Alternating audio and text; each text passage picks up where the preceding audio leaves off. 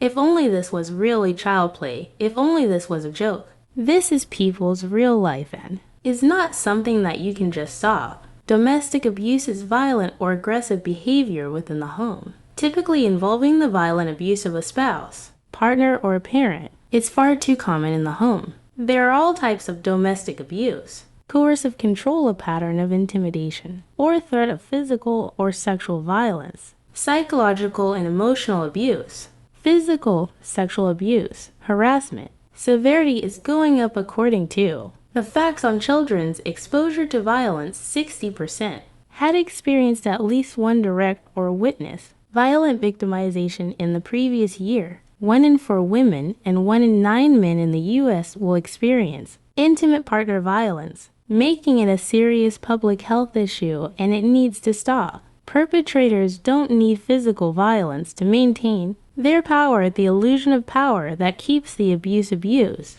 Resistance will be in vain. A perpetrator will get to know their prey, make you feel safe in the home. When something happens, it's compelled for it to be forgiven. They will attack your self-esteem. What can you do? How can you help? Parents, there is a study, Journal of the Brazier Medical Association PG1, that children who see or experience domestic abuse have development deficits, mental disorders, impulsive hyperactivity. These are behaviors of the abuse and of the abuser, meaning what happens in the home can happen in a new home, which starts the cycle of domestic abuse again. What's being said that if it applies to you, please seek help if you or not directly cause it, you are enabling. It cannot be stressed enough the need to talk to your child and be aware of signs. Becoming very upset when something triggers memories of the event. Lack of positive emotions, intense ongoing fear or sadness, irritability, and angry outbursts. Often an abuser will grow up to have a family and be unaware of their actions.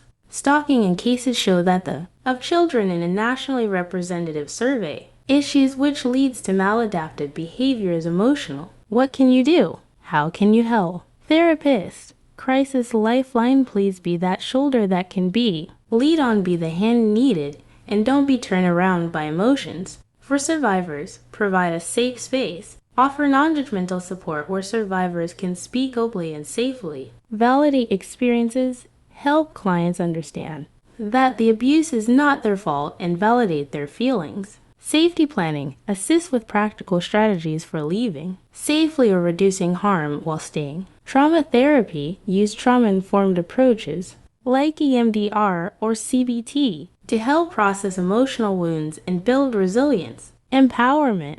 Support rebuilding self-esteem, autonomy, and decision-making ability. Resource connection. Link clients to shelters, legal aid, financial help, or medical care. For perpetrators, accountability work. Help them recognize abusive behaviors and take responsibility. Anger and impulse control. Use techniques like CBT to manage anger and develop empathy. Behavioral change programs encourage participation in batterer intervention programs (BIPs) for children or families. Support for child witnesses. Offer therapy to children exposed to violence to address trauma and developmental issues. Family therapy when safe in select cases.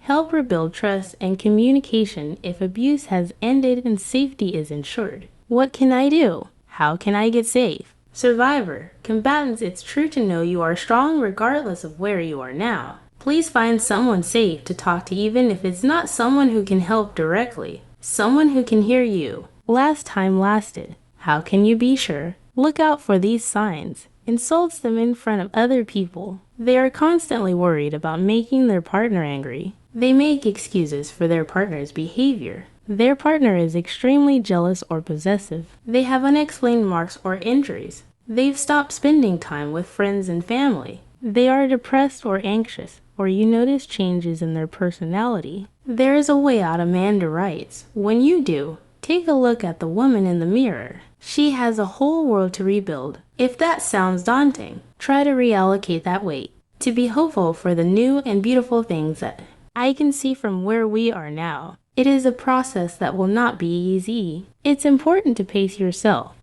For any additional information, please view our brochure.